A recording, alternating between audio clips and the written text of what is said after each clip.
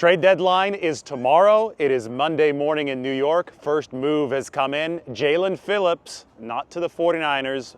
He's headed to the Philadelphia Eagles. Price of a third-round pick. Think a little too rich for the 49ers for a player who's only under contract through the rest of this season at $13 million. So the Eagles are going to pick up, what, about $6.5 million. They're going to get another pass rusher. I'm telling you, keep your eyes on Trey Hendrickson. In that 49ers locker room yesterday, they are talking about Trey Hendrickson, and guess what? The Cincinnati Bengals are talking about trading him. Brutal news yesterday with Mykel Williams. At least, well, the news hasn't hit yet, but the 49ers are really fearing an ACL tear. Normally in these situations, if the on-field testing says that the ACL is unstable, the MRI will typically confirm that. So we can't speak on it officially until the MRI back in the Bay Area does. But Mykel Williams likely out for the season. If there's a miracle and the MRI says no ACL tear, maybe he'll be back, but the 49ers still need reinforcements along that defensive line. Anyway, we wanted to finish up New York with a bang. This is Central Park. We came back to Central Park. That is the famous Plaza Hotel, as made famous, probably famous before the movie, but truly made famous in Home Alone, or in this little southeastern quadrant of Central Park by the nice bridge. It's more crowded here than we thought it'd be in the morning, but I guess it's New York and everywhere has been crowded this weekend, and we had an awesome time. We actually went to two separate 49ers bars. Shout out to Max, who owns Super Burrito in Greenwich Village. Fed us well last night. You can actually get a Mission-style burrito in New York. You can also get 49ers wins in New York. That yesterday was a workmanlike performance against an inferior opponent. And it's time to flip the page and focus on the Rams.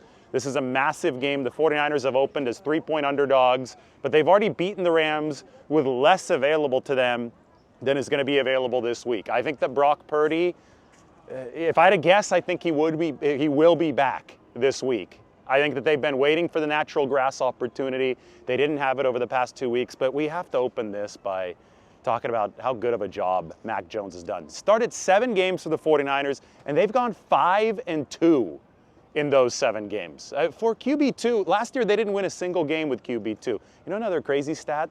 49ers now have matched their win total from 2024. They have won 6 games already, and they still have a lot to play. They're going to be favored in all but 3. That includes this Rams game coming up this weekend. So it's obviously a monumental matchup. The Rams and the Seahawks, who won yesterday, they just crushed the Washington Commanders. Unfortunately, Luke McCaffrey got hurt in that game. You know the McCaffreys, Ed and Lisa, were able to go to both games yesterday here in New York. They watched Christian in the early window. I'm not sure. I'm going to have to ask them if they took the train down or if they were able to fly or if they drove. Driving on the East Coast is a treacherous task, but they made it down to D.C. to see Luke and the Commanders play the Seahawks, and Sam Darnold opened that game 14 of 14 in the first half. He was electric. He was awesome. 49ers still have both of those teams, the Seahawks and the Rams, on their schedule. And I think when you look at the way that Seattle is moving the football, the connection between Sam Darnold and JSN, 49ers need to have a pass rush to face those guys. Yesterday you faced Jackson Dart and the New York Giants. That's one thing. But when it's Matthew Stafford and the Rams and Sam Darnold and the Seahawks, those are 2 of the better quarterbacks in the league. I mean, Darnold probably at the top of the efficiency charts at this point. You've got to put pressure on. You have to force some of those errors. And it was better yesterday for the 49ers. I thought Sam Okawanu is really blossoming for San Francisco. But that in and of itself was a minor miracle because Sam Okawanu was carted off the field against the Houston Texans.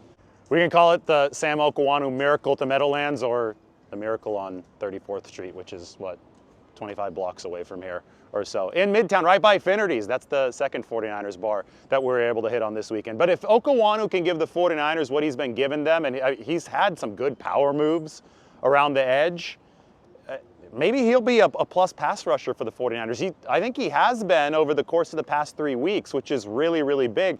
I loved what Keon White was able to do in his first game. There was the Renardo Green pass breakup on the throw to Wan'Dale Robinson in the second half of the game yesterday where they blitzed 6 Robert Saleh blitzed Upton Stout and he blitzed D. Winters.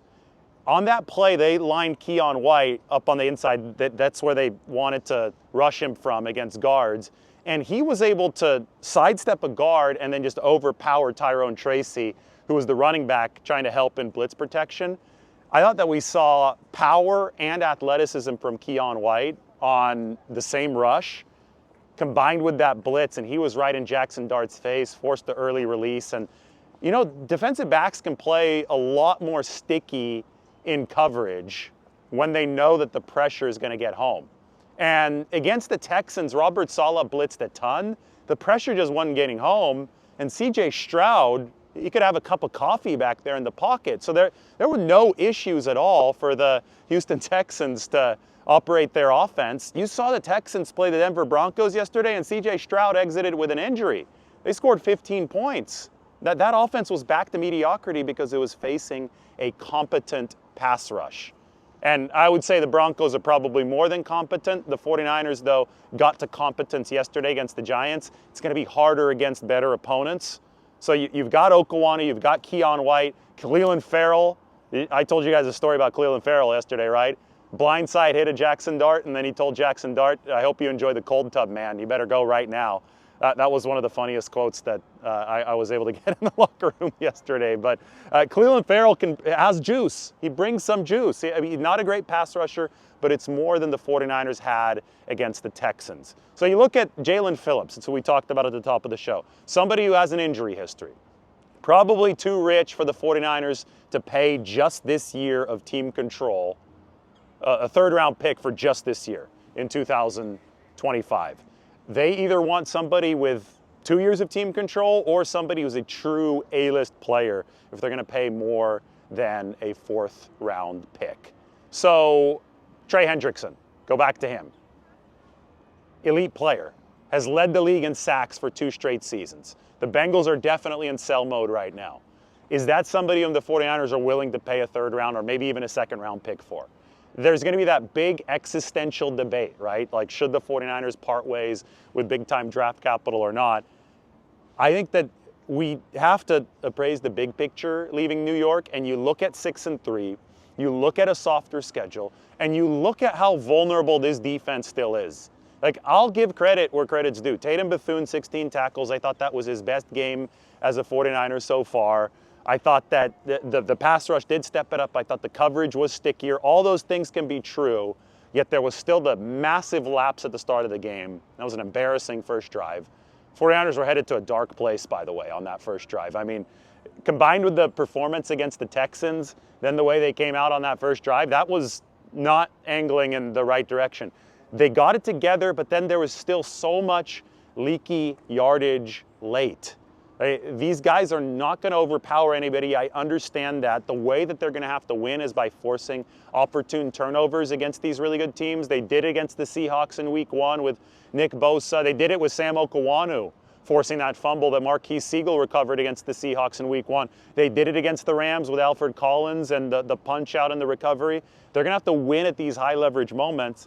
And I just believe that you've got to maximize your chaos creating potential on defense to be able to generate that kind of takeaway power. I mean, and that always is rooted in the pass rush. And pass rushers happen to be the easiest type of players to plug and play into a defense. Now, will pass rushers be easy to acquire? Probably not. But I do think that we're going to see a lot of aggressiveness from the 49ers. Let's take one more look around here at Central Park before I finish talking about Christian McCaffrey, because the smile on his face yesterday after he scored that final touchdown, that was awesome. 33 touches for Christian, which was one of the highest numbers in 49ers franchise history. And you know what was so cool about that game yesterday? I'm going to walk closer to the lake over here, Margot. You'll still be able to hear me.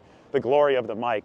One of the cool things about the game yesterday is that even though Christian McCaffrey touched the ball 33 times, Brian Robinson Jr. got plenty of work as well. And B-Rob, he was happy too. Trent Williams in the locker room after the game talked about how thrilled he was for Brian Robinson, that he told him before the game that I'm going to take advantage of my opportunities against this bad run defense.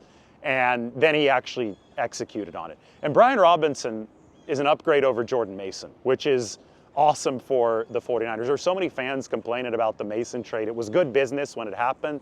And at the time, we didn't even know the 49ers were going to get Brian Robinson. But they hit the upgrade button when they were able to trade with Washington for him. You can tell that he's comfortable running inside the 49ers scheme now. That outside zone pitch to the left at the start of the game, it looked a lot like the Christian McCaffrey one to open things up. The Giants couldn't defend the perimeter, and then they just start bludgeoning them with gap scheme over and over again on the 8 straight runs for 63 yards to score that touchdown in the second half. And Robinson looks really comfortable running in between the tackles. I mean, when he just ran over Deonte Banks on the touchdown, you look at him and you're like, oh, wow. This guy, he could use his physical frame. He's not afraid to run the way that the 49ers need to when they start running more gap schemes. So I think Robinson is picking up steam as this season builds, and that's going to be great for the 49ers. It's November now, right? The weather is going to hit these colder temperatures, and you're going to need to rely on the run game more, maybe some more precipitation in the air, and defenses are going to be more bruised as the season goes along. This mix of running, this gap scheme stuff that the 49ers have been putting in with Brian Robinson, a little bulkier back than Christian McCaffrey, is going to be huge. One more thing is that their special teams is now not only Eddie Pinheiro reliant, because Brian Robinson is a plus kick returner. 2 straight games with a big kick return for the 49ers. And you know what? Special teams remains the best performer in terms of EPA on this team. So the formula for San Francisco is elite offense. George Kittle told us that yesterday, right? This offense has to be elite. Brock Purdy probably coming back, and that's going to help push this offense to the elite stratosphere. They're middle of the pack right now. Mac Jones did a fantastic job, but he's QB2. Passable defense that generates some takeaways. I think they need more pass rushing juice for that, and a good special teams unit. That's where Eddie Pinheiro, Brian Robinson Jr. come into the fold. That's the formula. The 49ers can challenge for a Super Bowl with that formula, but they've got to be aggressive. They have to make the right moves here before tomorrow so that they can generate the takeaways at the level that they need to generate. They're not going to, it's going to be bend but don't break on defense. I get it, but you have to bend but not break against teams like the Rams, against teams like the Seahawks. The Giants were one thing. I think you need more firepower to do this at a high level against the best teams remaining on your schedule, and that starts this week against the Rams. So, we're off from New York. It was a good time here. One more look at beautiful Central Park, the Plaza Hotel, Midtown Manhattan. Treated us well, didn't it? I'll have to show you guys the Super Burrito place and all that good stuff. We will here over the course of the next few days. But brace yourselves. The trade deadline is on its way.